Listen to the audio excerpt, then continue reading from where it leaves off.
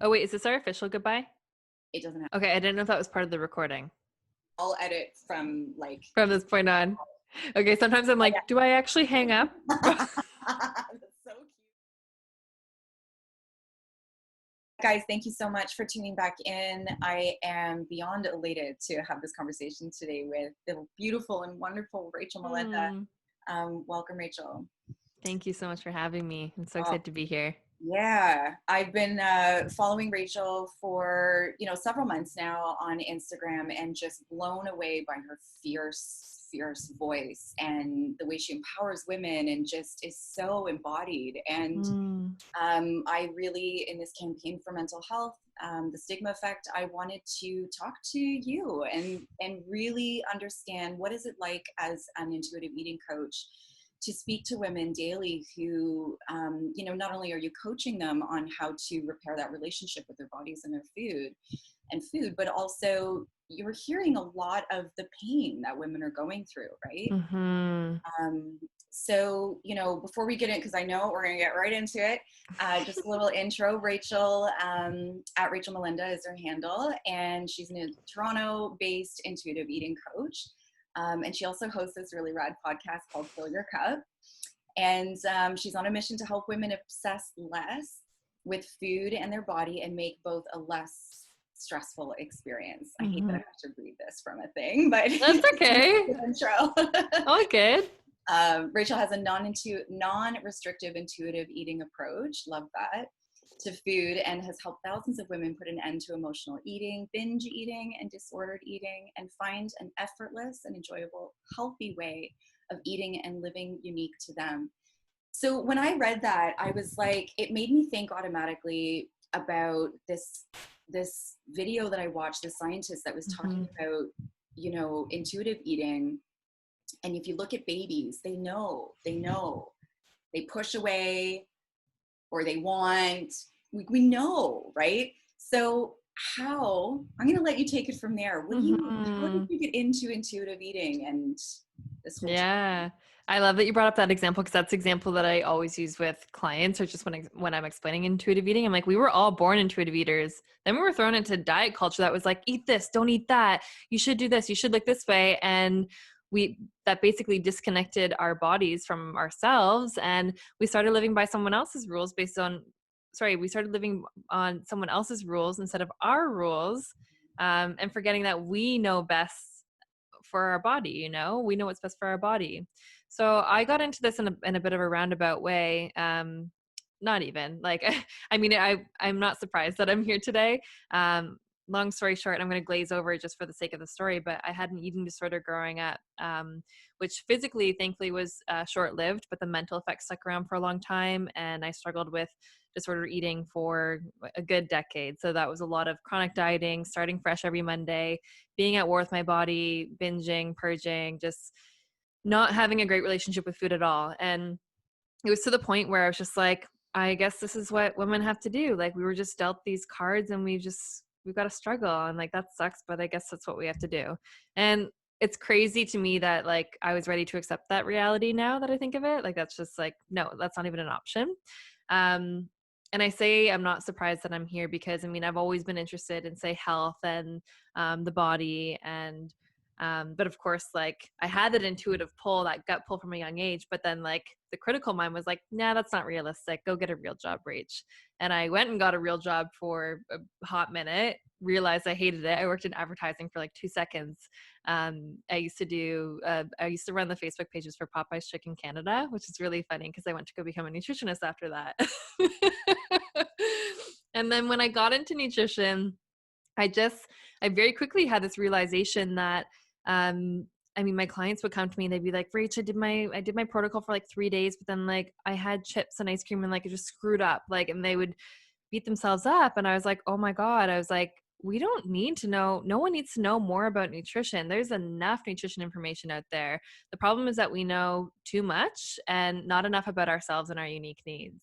And so I was like, this is the work that I want to do. And I don't even know how I first came across the term intuitive eating. I think I mentioned this to my naturopath because I went to a naturopath and I said, I think I was at the point where I was like kind of accepting my body, but I was like, you know what, I'd really love to like lose that belly fat. Maybe if I balance my hormones, I'll lose the belly fat.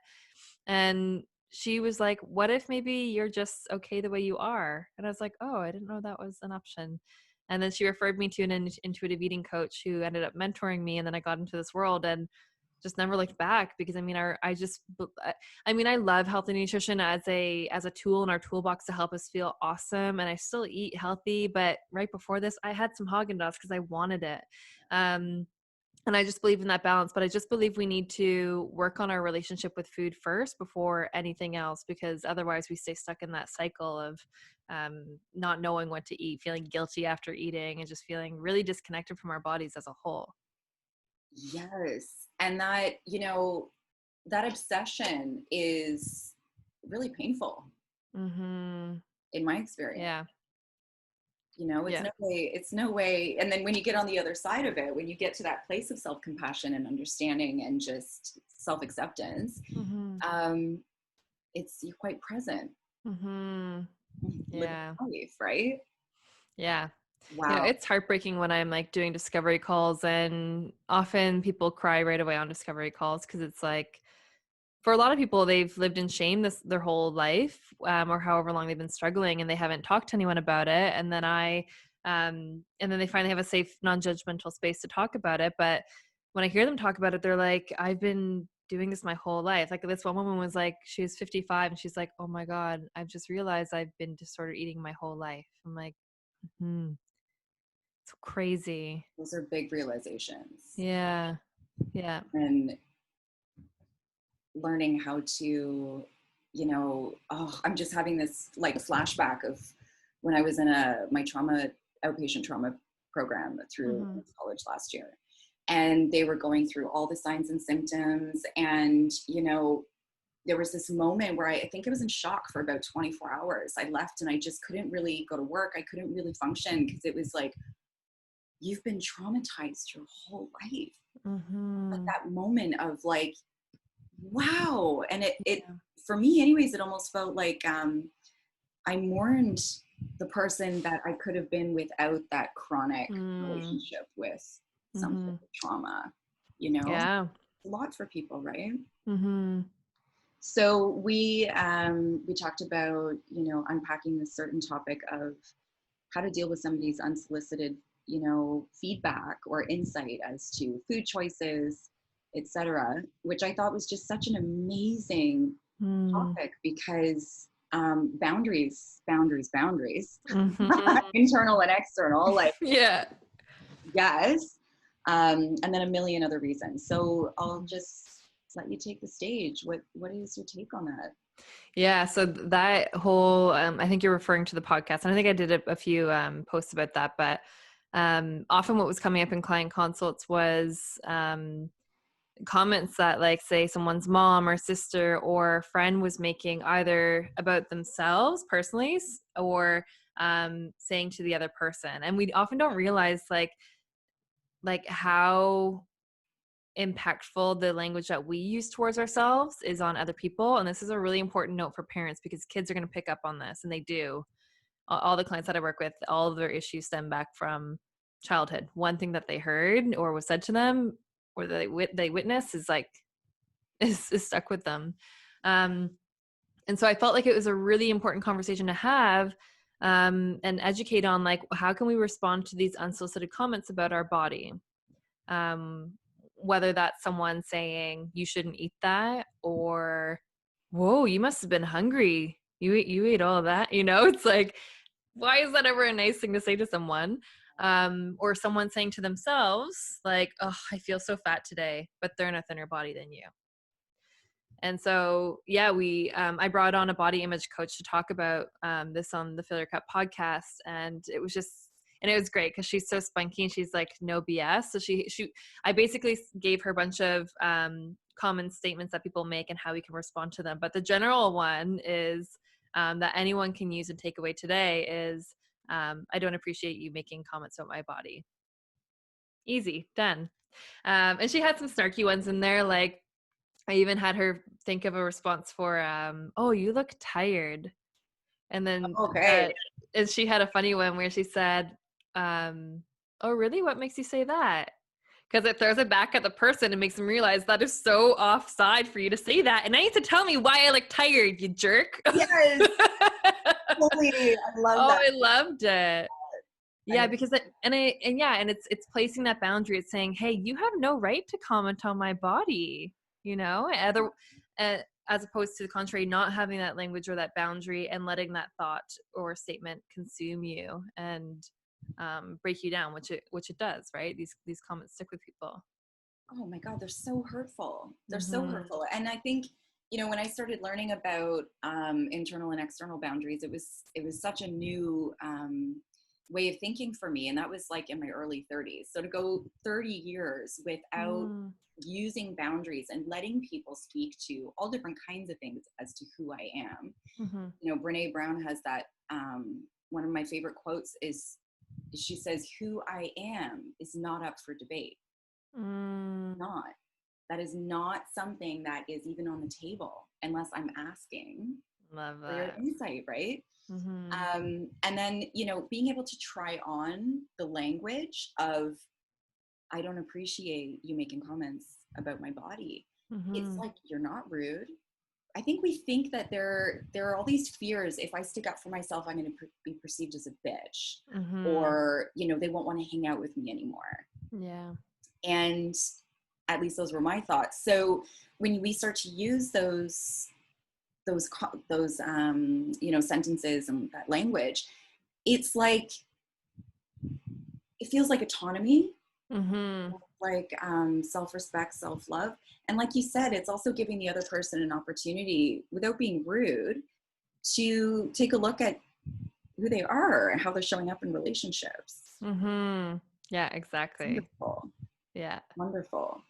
So with your clients, this whole month of May, I've been interviewing different amazing practitioners talking about, the stigmatization of mental health and how that's Mm-hmm. keeping people from healing or from getting the help that they need. Mm-hmm. So how do you feel the world of, body image and our relationship with food has contributed to people getting stuck in these holding patterns of fear of, getting help or Mm-hmm. addressing the issue?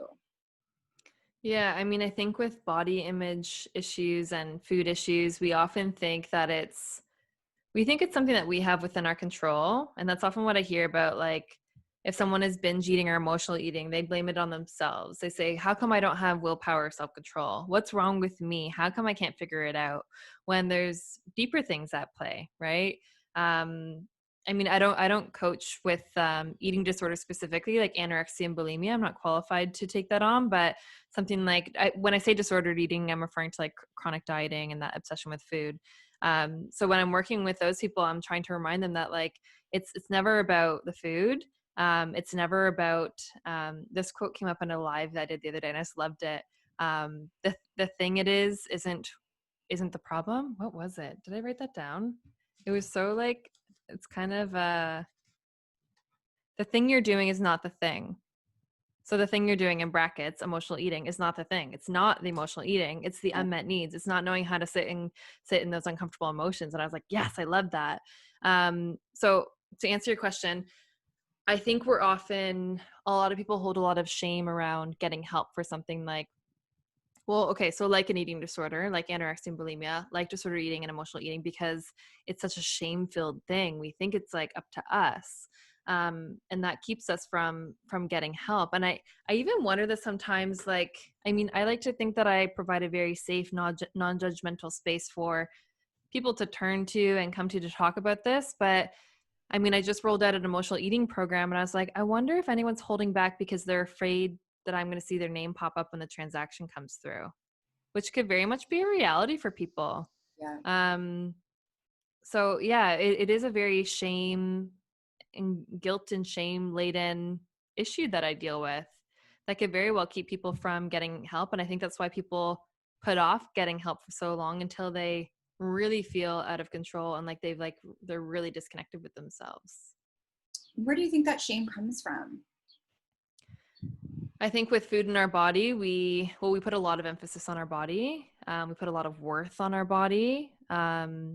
And at the end of the day, we just want to be accepted and liked and loved. And the problem with that is that society tells us that we need to look a certain way, be within a certain BMI, be this cookie cutter person in order to be accepted, loved, and accepted and loved, period.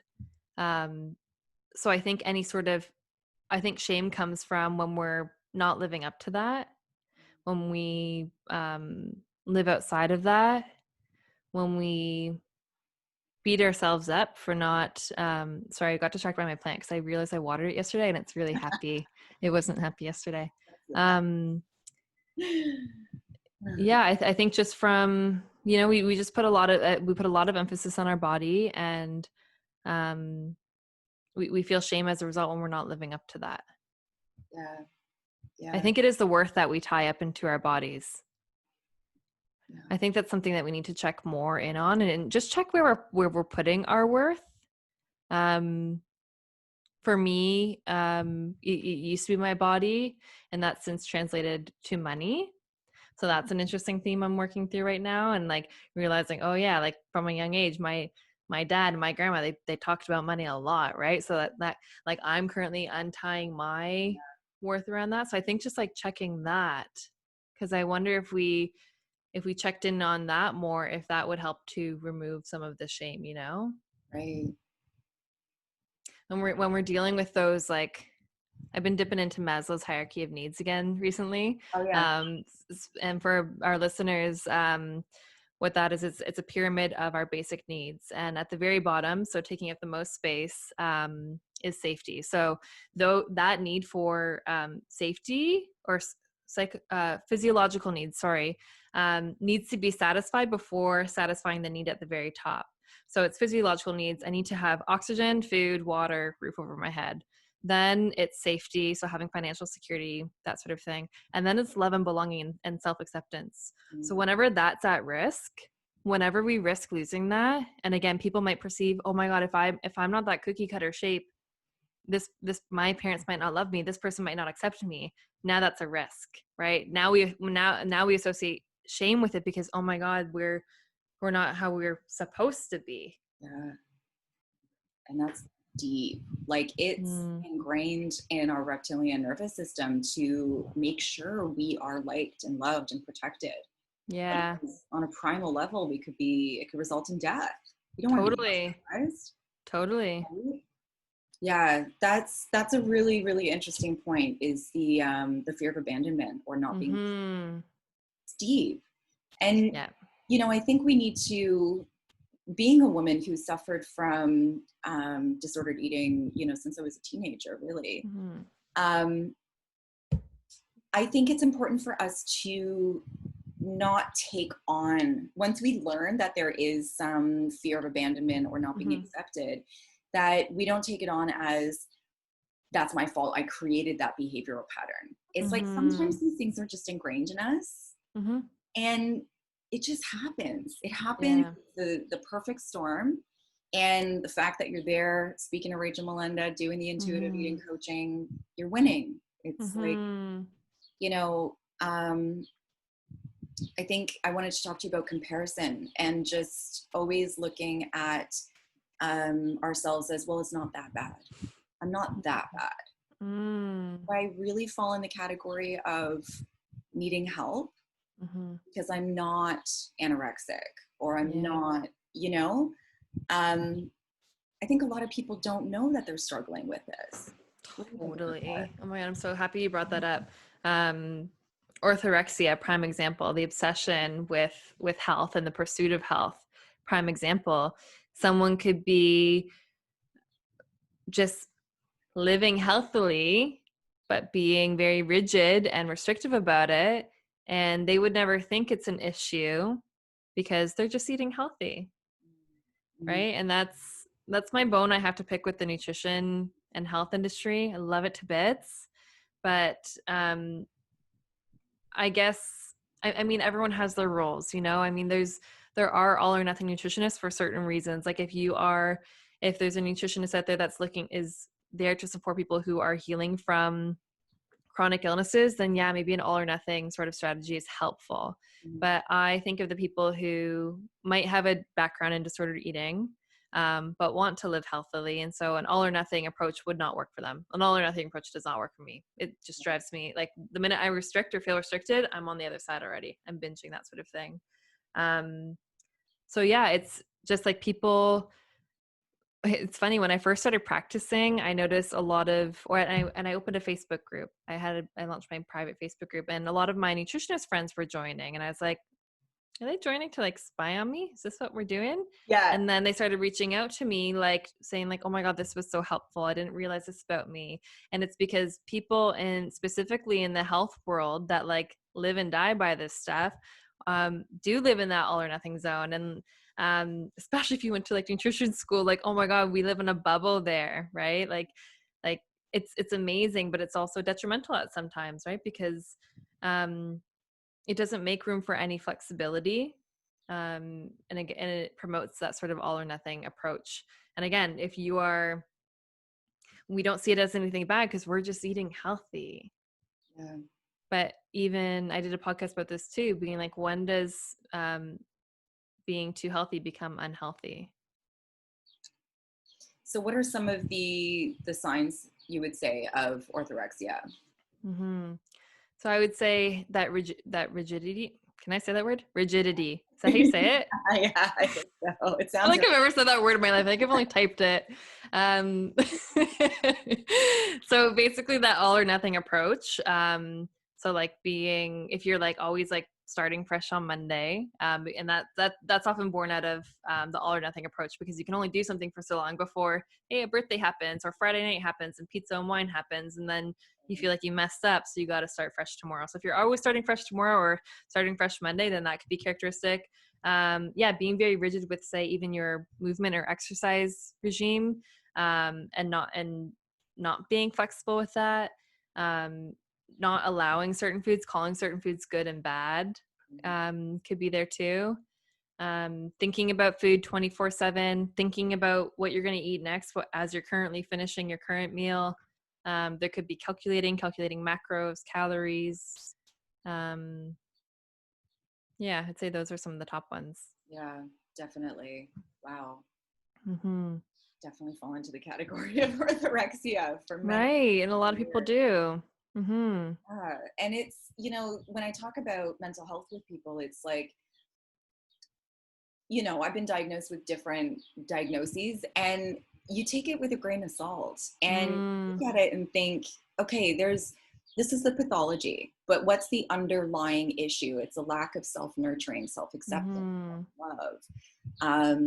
It's a lack of the resources and tools to move through tough situations, tough conversations, periods of loneliness, very real everyday things. When we normalize it, and when we look at the situation, when you hear eating disorder or disordered eating patterns, we're thinking, I think the media really fucks it up for us. Yeah. The brain is an association machine. We often are not exposed to these conversations that are open and conscious and educational. We're exposed to movies that, and TV shows where you see somebody who has an eating disorder, they're maybe going to the hospital, and, it doesn't always show up that way. Right. It's also a great point. It doesn't have a look to it. It doesn't have a look to it. Mm-hmm. Yeah. Right. So in terms of, once somebody identifies themselves as having some type of disordered eating pattern, and they're taking the steps, whether it's with a coach or within their own self-practice, self-education, what would be some tactics or some approaches that you would recommend to help them to create those boundaries, to protect themselves from people who might not understand what they're going through, in order to move through that healing in a way that's like private? Yeah, I always remind my clients, like, stay in your lane, because I mean, they're doing the work. So it's very hard, because you want everyone to just kind of like cooperate with the things that you're learning. I had a client that was like working on introducing like foods back into her life. So like eating bagels and that sort of thing in front of her dad, and her dad would always say comments. And so that was really paralyzing and hard, because like she's trying to do this and she's still getting that diet culture influence from her own dad that probably doesn't even realize it's coming from diet culture, right? So I just remind people, like, stay in your lane, focus on you, right?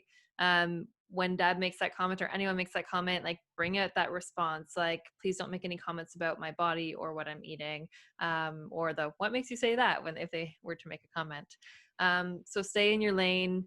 Remember why you're doing it. I think understanding having a clear why going into anything is really important, because that solidifies like why you're doing something. That's what's going to keep you going. If you're just, I always used to give the example when I was like very nutritionisty, like if someone tells you to go eat salads all the time, like you might lose motivation or just like not really care about doing that anymore. But if someone says, hey, these salads are going to be really awesome, really enjoyable, they're going to make you feel energized, you're going to have more mental clarity, you're going to do it because you have more of a why. You're like, oh, okay, that makes sense for me.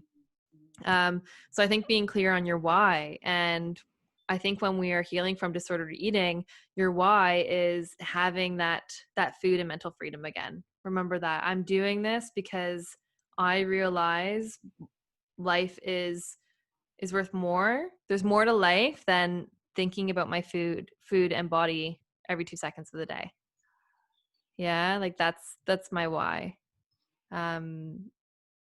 Like my personal why, and I think like that's part of my why. I just feel like life is so juicy and good.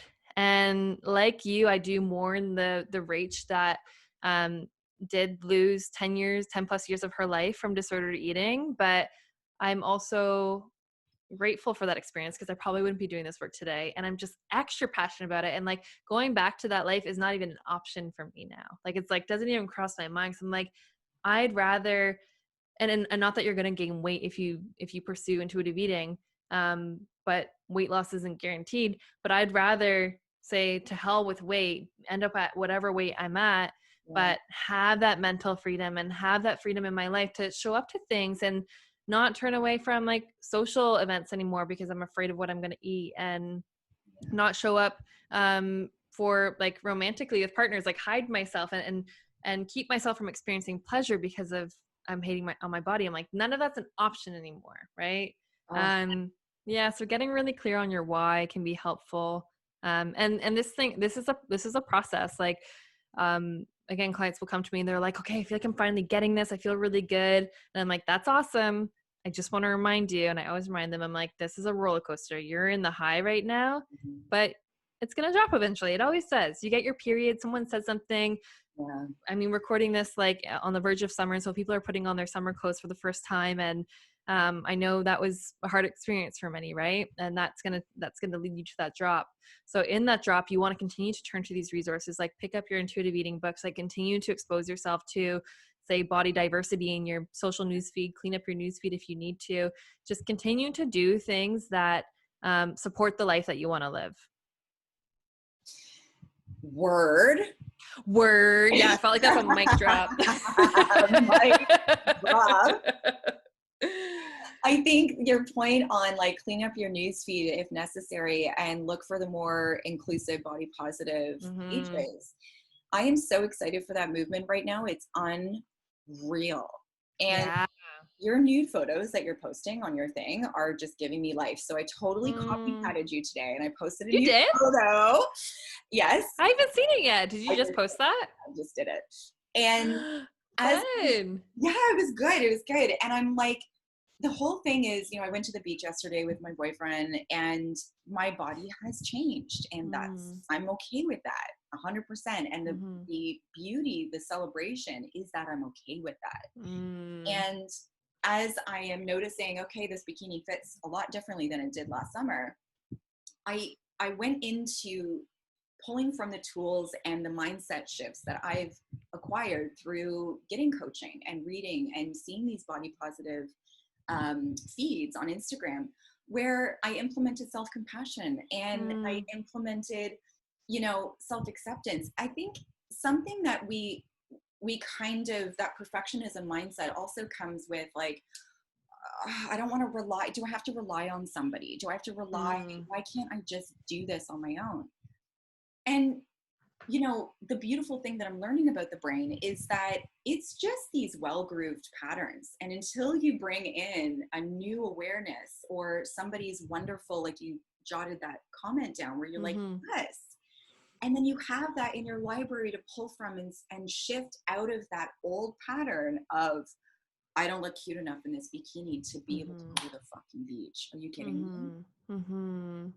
Yeah, totally. Again, just having it's like you need to create the environment that diet culture does, but the opposite of diet culture. So diet culture does infiltrate every aspect of our life and tells us to be a certain way. Now you need to imitate that environment, but with like body positivity, body acceptance, body diversity, and food nonchalance, and you know, and just create a new environment for yourself so it like starts to foster your new beliefs.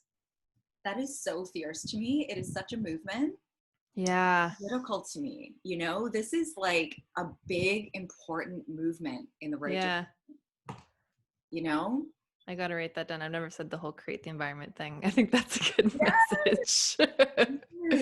Yes, it's a pushback. You know, we've been I'm reading or watching this. Have you seen that I think it's called History 101 on Netflix? It just came out. I've heard of that. I wanna, is it good? Yeah, it's really good. And you see how like McDonald's and Wendy's and all of these places have become so popular, what happened in marketing and with these corporate decisions.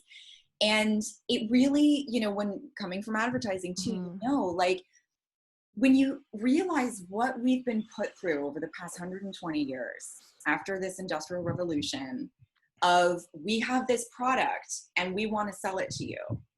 It's like, no, we're going to deconstruct that. Thank you. Because now we're on to you. We know that this is a bullshit story that you've been telling us for decades. We're going to take our bodies back, our human rights back. We're going to take, you know, our autonomy back. This is not okay. Yeah. And that's why, you know, I love your posts and your photos. You wrote this one day, you know, I think you wrote this, I could be wrong, but something along the lines of like, you know, I've thought twice of what people might think about me, you know, posting this. Could be wrong, but that's the nude. Yeah. The first one. Yeah. Something along those lines. I think so. I think I might've talked about that in my stories. Well, that's a true fact no matter what, whether I said it or not. Yeah. And the first one I wasn't afraid to post because it was actually for what started the whole nude campaign or movement is an artist reached out to me at the beginning of the pandemic and said, hey, I'm an artist. I sell my work at markets and my business is really taking a hit from this. It seems like your community would like be interested in my stuff. And she does beautiful stuff. I wish I had an example here. But she uses like dried flowers to create her art. And so she has like nude pieces. So she offered to do a custom nude for me. So I was like, oh my God, yes. So like literally like with my partner, I was just like, okay, go. And like, just like posed. Yeah. And I had all these photos after that I'd never taken of myself in the nude. And I was like, wow, like even through the rolls and the pudge and the fat, like I see a beautiful, badass woman and I want to post that. So, I mean, she did end up like doing a piece for me that I ended up sharing too, but that's what started the whole nudes. And then I just like fell in love with it. And it was so interesting. I recorded a podcast the other day and the intuitive eating coach I was chatting with, she made the observation that, so I just launched this program called the Break Free Method. It's an emotional eating program. And I've been working on it for the past month. So for the month of May, basically. And she was like, it was so interesting. The more you got deeper into your work with the Break Free Method, like you working on it, the more naked you became. And I was like, oh my gosh, you're right. And I think I'm still processing it, but I thought it was such a cool observation. And I think what happened there is like, while I know there's no shame or guilt to be associated with emotional eating, I think by working on it, I just felt so like, yeah, like frick yeah, that I was just like, nothing matters. Like no one can take away the joy that I feel about my body. No one's opinion about what I eat can change anything. Like, it's like, I've become fearless.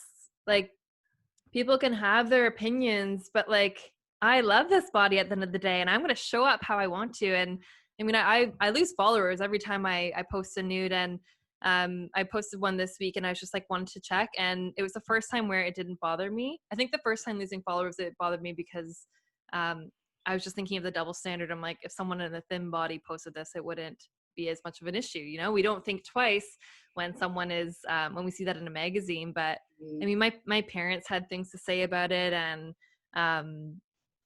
just like comments like, oh, is this still on brand for you? And there's just the fact that there had to be a conversation around it annoyed me.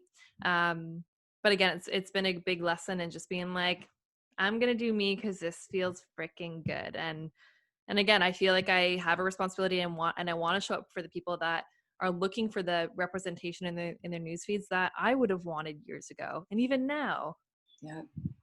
Yeah. I mean, I think people are really, you know, proud and excited when they see ad campaigns for different, you know, lingerie brands or body care brands, and they're very body inclusive. And what is the difference between being proud of an advertising company for picking real body types and then judging a nutritionist for standing up for what she believes in and like, carving a path? It's like, we're doing it. You're doing it. You know, people, I think there are double standards all over the place, and we can't keep trying to origami ourselves to fit into their expectations. You know, if you think down the line, it's like, are those the people who are going to give us the relationships and the security and that foundation that we're looking for? Yeah, and that's what I found with like making peace with like losing followers too, because again, I started making a story about myself. Oh my God, maybe I shouldn't have done that. Who am I to think that I could have done that? And maybe my body shouldn't look that way. And like I started like making a whole story about it. Then I was like, stop. Those people left for whatever reason, maybe like their own insecurities of whatever. And the people that are still there are people that need to hear this message, and so I'm showing up for them. And for me, I get so much joy out of it. It's like, I know like 60-year-old Rach is going to look back at her 29-year-old body being like, damn. It's like when we look back at pictures now, like I look back at pictures of myself from like my teens when like I remember thinking, oh my God, like I'm so big, and at the time being big was not a welcoming thing for me as it is now. Very afraid to take up space. And I look back at those photos and I was like, what was I seeing? Because I don't see anything wrong with that body. So it's the same thing. It's kind of nice to like document like our journey, however you want to do that, whether you're comfortable with nudes or just taking more pictures. Like, don't hide from pictures. You're going to want them one day. Oh yeah. Good point. Yeah. I remember growing up with a mom who was always like, no photos. Yeah. Which is wild, right? Like losing out on all of those documented memories because you're afraid of like, it's like we prioritize that more than the memory itself. That's not actually true, but we're so deathly afraid of being fat or bigger or too thin too. It can go the other way too. I know I often focus on the fear of weight gain and fatness, but I know people in thinner bodies struggle too. Yeah, definitely.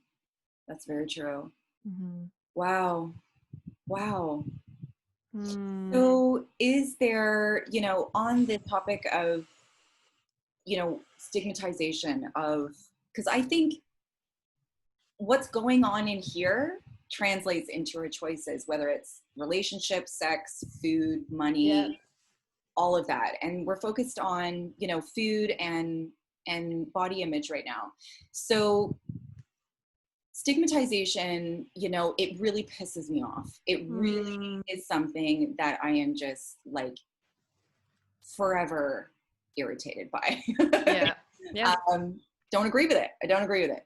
So, but I think also like this campaign isn't about just going around and like pointing at people who are stigmatizing anything. I think those who want to show up in the best way possible are going to hear these messages and reflect, you know, see it as like an invitation to be less judgmental, or an invitation of themselves or other people. Mm-hmm.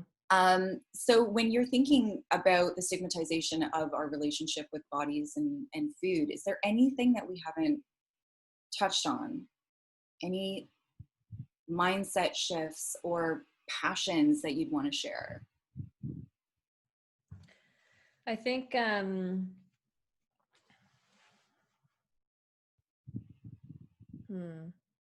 Okay, mean, what came to mind there? What's that? okay, if it's a no too, right? If you're like, I think we covered it all. We did cover a lot. I think I just want to emphasize how, like, while it might be like isolating and scary to get help, recognizing that when you do get the help that you need, it literally transforms your whole life. It's not just to heal your relationship with food so you can have the handful of chips and walk away without feeling guilty. It's not just so you can like put on an outfit and like feel good. It literally changes your whole life. Like how you show up in your job, how much money you make, the quality of sex you're having, your relationships, how happy you are day in, day out. Like it just goosies. Yeah. Oh yeah. It impacts everything. Yeah, it impacts everything. So it's like, and I love to talk about that too, but sometimes because we're taught that it's like such like a food problem, people just like, when I'm talking to people, I have to like meet people where they're at, and if they think they have a food problem, I need to start there and unwind it. But really it's about like all this comes down to like the quality of life that we're living and how, and if our needs are being met, and how authentically we're living and how aligned we feel and how in tune we are with our intuition. Yeah. So I think going back to the why, like if you like, I think that helps us solidify a why more than anything. It's literally going to change, amplify, and elevate all aspects of your life.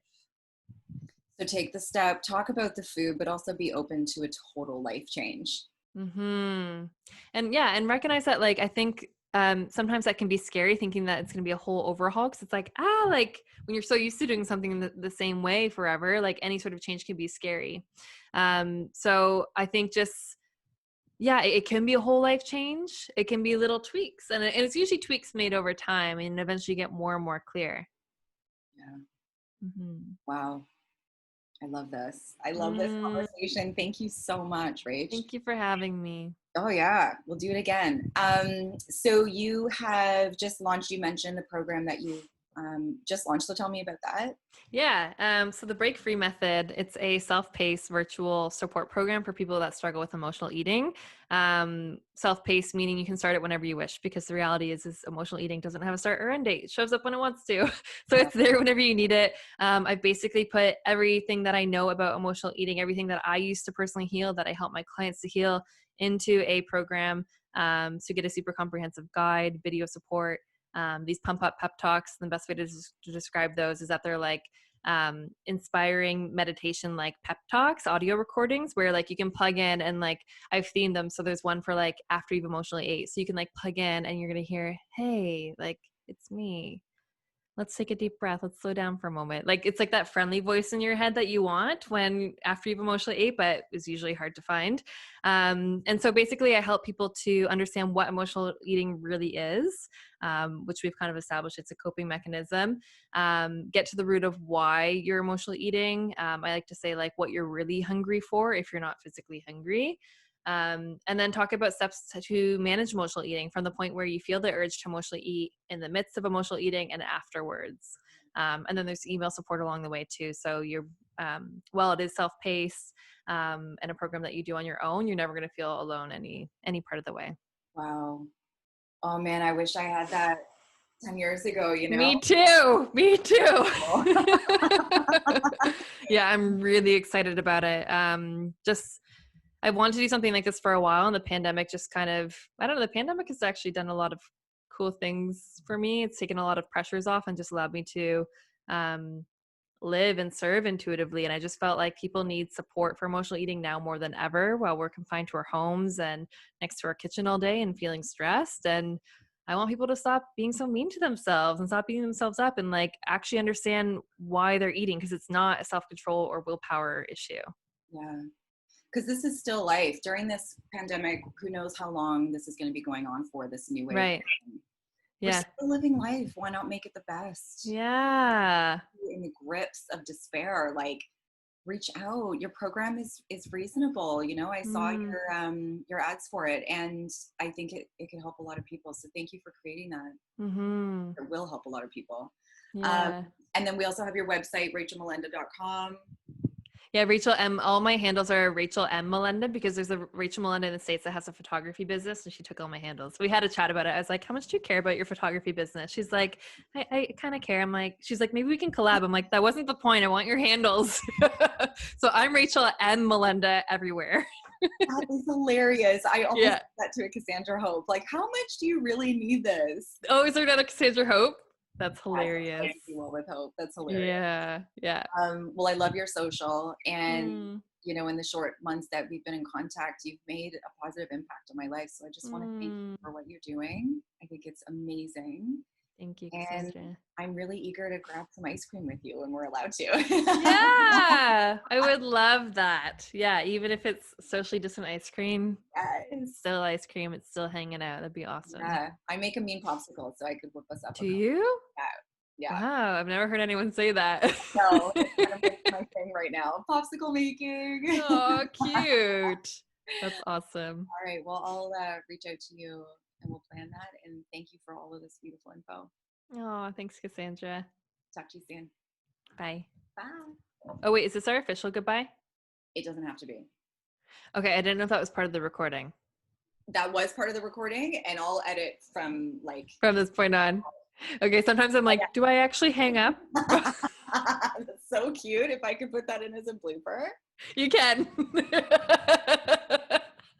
It's adorable. I love it. Okay, it's going in the bloopers.